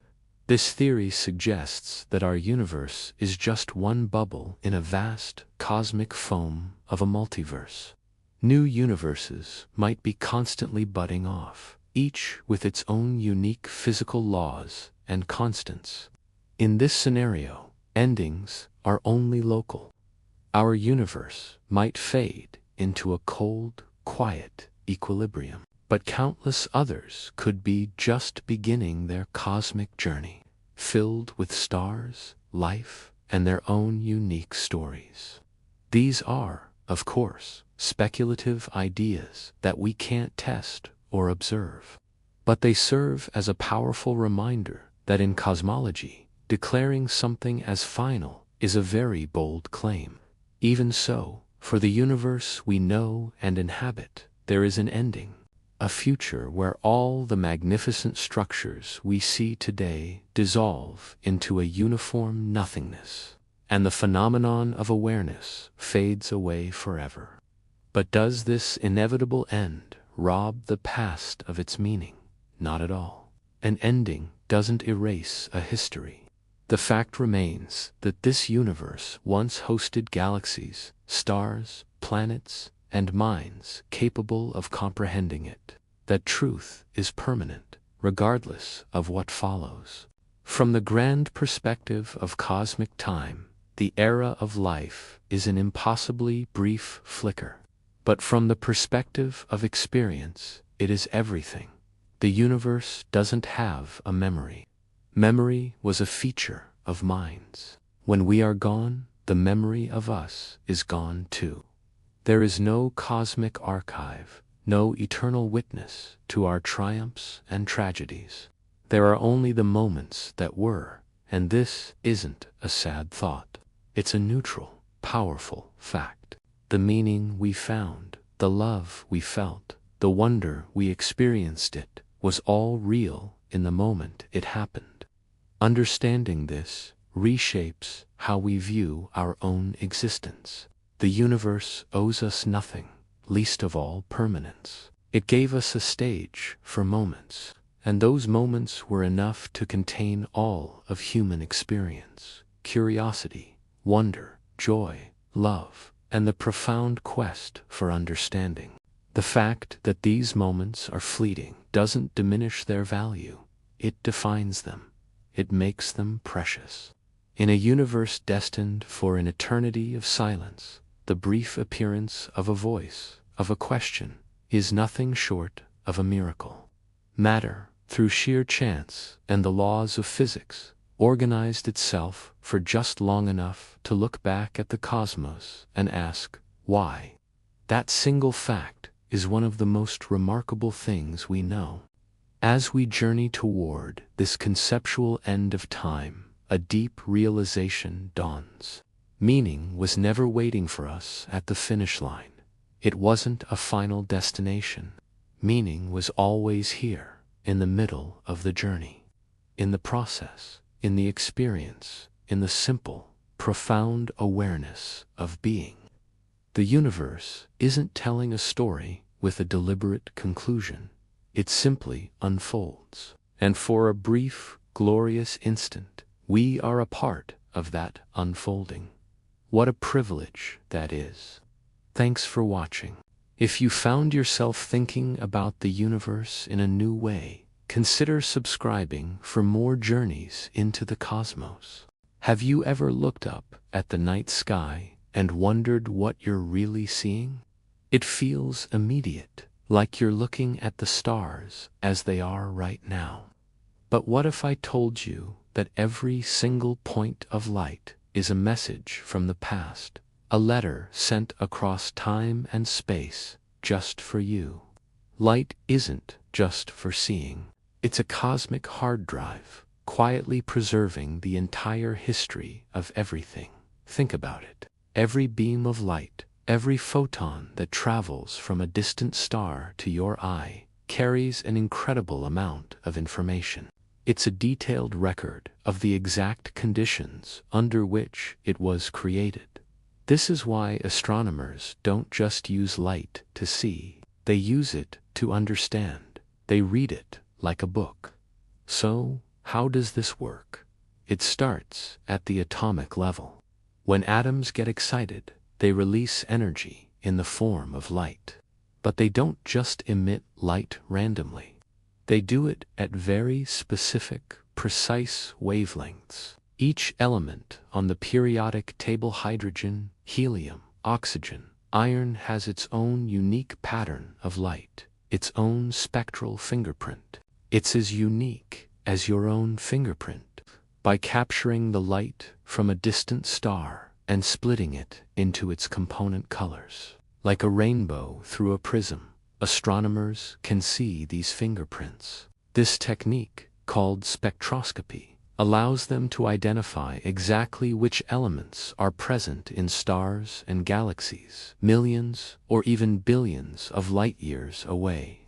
It's an incredible feat. We can tell what distant stars are made of without ever leaving our planet. This simple fact opens up the entire history of the cosmos. By looking at different galaxies at different distances, we can see how the universe's chemical composition has changed over time. We can see which elements existed in the very early universe and which ones, like the heavy elements that make up our planet and even ourselves, were forged in the hearts of stars much later. Light tells us the story of cosmic evolution, one element at a time. But light carries more than just chemical information. It also carries the signature of motion. You've probably heard of the Doppler effect with sound, how an ambulance siren sounds higher pitched as it comes toward you and lower pitched as it moves away. Light does the exact same thing. When a star or galaxy is moving toward us, its light waves get compressed, shifting toward the blue end of the spectrum. We call this a blue shift. When it's moving away from us, its light waves get stretched out, shifting toward the red end of the spectrum. This is the famous redshift, and this is where things get really profound. In the 1920s, astronomers discovered that almost every galaxy outside of our local group is redshifted. They are all moving away from us. Even more startling, the farther away a galaxy is, the faster it's moving away. Its light is more and more redshifted. This was the first direct evidence that the universe is expanding. The redshift of a galaxy's light became a cosmic speedometer and a cosmic yardstick all in one. The more its light is stretched, the farther away it is. And because light takes time to travel, the further back in time we are looking. Highly redshifted light comes from an era when the universe was much, much younger. This allows astronomers to build a timeline of cosmic history. Nearby galaxies show us the mature, modern universe. Extremely distant, highly redshifted galaxies show us the universe in its infancy, just a few 100 million years after the Big Bang. By comparing these galaxies at different stages of their lives, we can see how cosmic structures, like giant clusters of galaxies, formed and evolved. It's like having a family photo album of the universe, with pictures from its babyhood, its awkward teenage years, and its adulthood. And this isn't based on some wild assumption. It's based on direct measurement. The universe is giving us its data for free. All we have to do is learn how to read it. Even darkness, the absence of light, holds clues. When starlight passes through a cloud of gas on its long journey to us, some of its light gets absorbed by the atoms in that cloud. This creates dark lines, or shadows, in the spectrum. These shadows tell us about the composition and temperature of the invisible gas that lies between the stars and between the galaxies. By mapping these patterns, astronomers can reconstruct entire environments that no longer exist, revealing the vast, unseen web of matter that connects everything. Light also preserves a record of energy. Hot, violent processes look very different from cool, calm ones. A supernova explosion, the death of a massive star, is one of the most energetic events in the universe. It can briefly outshine its entire galaxy. The light from a supernova travels across the cosmos, announcing the event. By studying how its brightness changes over time, its light curve scientists can figure out what kind of star exploded and what kind of remnant it left behind, whether a neutron star or a black hole. And speaking of black holes, they are the ultimate darkness, so dense that not even light can escape. So how do we see them? We don't. We see their effects. We see the light from matter that gets trapped in their immense gravity, spiraling in at incredible speeds. This matter heats up and shines brightly in X-rays and other wavelengths right before it disappears forever. We see powerful jets of energy launched from near the black hole that can carve paths straight through entire galaxies. Light reveals the dramatic interplay of cause and consequence, even around objects that are themselves invisible. But what about the oldest light of all? Does it still exist? Absolutely. And it's all around us, right now. It's called the cosmic microwave background, or the CMB. This is the faint, leftover heat from the Big Bang itself. It's the afterglow of a time when the entire universe was an incredibly hot, dense, and opaque fireball.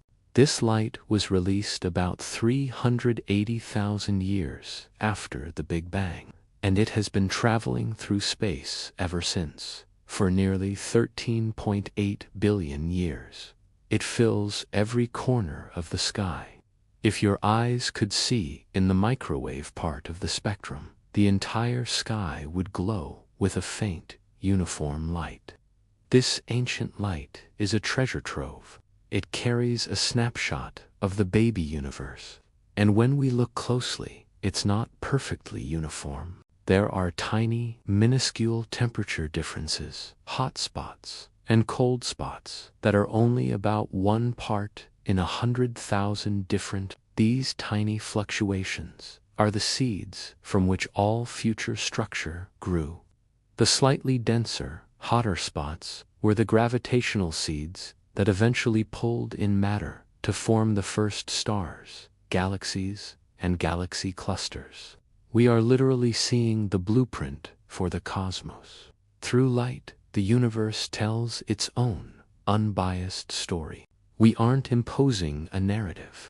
We are carefully extracting it from the data, and this requires a certain humility. We have to remember that what we see is never the present. Because of the finite speed of light, observation always lags behind reality. When we look at the Andromeda Galaxy, our closest major neighbor, we see it as it was 2.5 million years ago. When we look at the most distant galaxies, we see them as they were over 13 billion years ago. We are always looking at a memory. But this limitation is also our greatest strength. Because the universe evolves over immense timescales, these memories overlap. They form a continuous, unbroken record of cosmic history. The sky isn't a static snapshot. It is a timeline spread out across space for us to read. Understanding this fundamentally changes how we see ourselves. We are not outside observers looking in.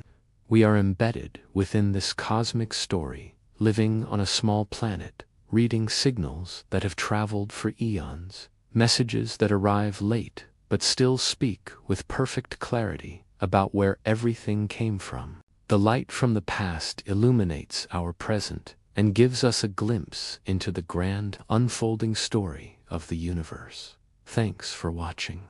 If you found this journey through cosmic time as fascinating as I do, please hit that like button and subscribe for more deep dives into the mysteries of our universe. See you next time. That anything existed at all, after everything has been said about endings, there is one quiet question left. Not what happens next, but what it meant that anything happened at all. The universe did not have to exist. There is no requirement that something replaces nothing. no rule that demands reality appear. And yet, here we are, in a universe that expanded from a point of unimaginable density, cooled, formed structure, and briefly became aware of itself. This alone is extraordinary. Before the first stars formed, before the first galaxies assembled, before time itself had any familiar meaning, there was a moment when existence began. Or perhaps there was no beginning at all, only a transition from something we do not understand into something we inhabit. What we do know is that existence unfolded, forces differentiated, and within that flow, complexity emerged. Nothing in the early universe predicted awareness. No law pointed toward consciousness as a goal. And yet, awareness arose anyway, not as a destination, but as a consequence. Matter organized itself just enough to feel. This changes how we think about significance. The universe does not assign value. It does not rank outcomes. It does not favor awareness over emptiness. But awareness changes everything locally. For a brief span of time, the universe was not silent. Chemistry grew complex. Minds opened their eyes and looked outward. Questions appeared. Those questions did not alter cosmic fate, but they altered experience.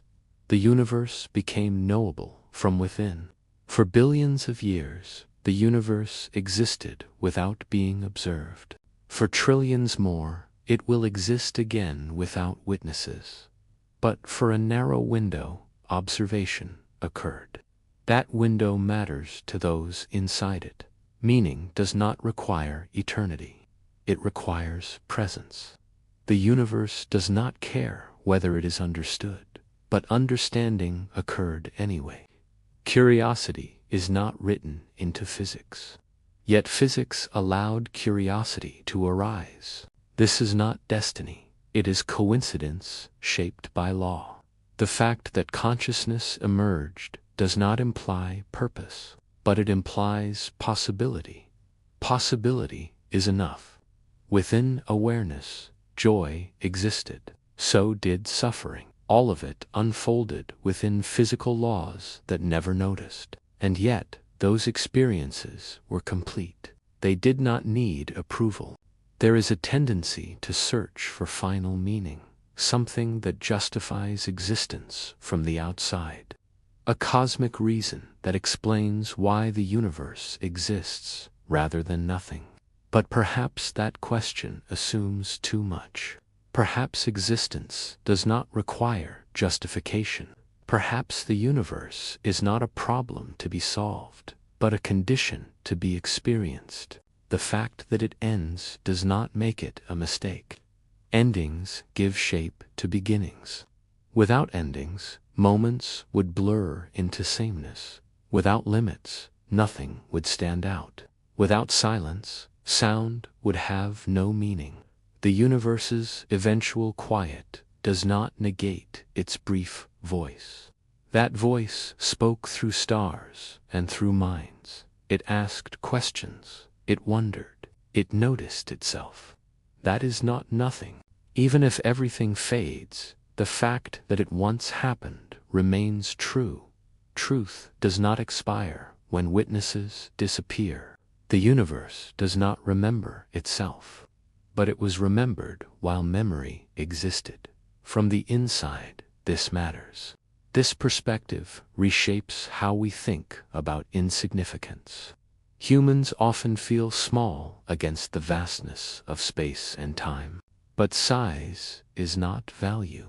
Duration is not meaning.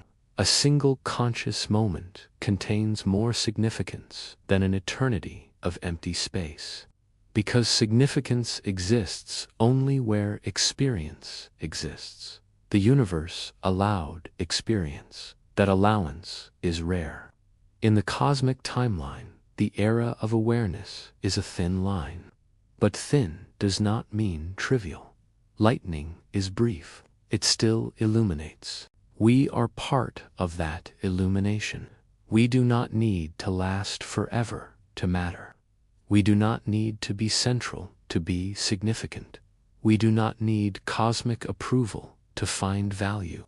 The universe did not promise us anything, and yet it gave us a moment. That moment included the ability to look back toward the beginning and forward, toward the end, to trace cosmic history, to imagine futures we will never see, to understand that everything is temporary, and still choose to care. This choice is not written into physics. It is written into minds. Meaning did not come from the universe. Meaning happened inside it. When awareness fades, meaning fades with it. But while awareness exists, meaning is real. That is enough. The universe is vast, time is long, silence will return.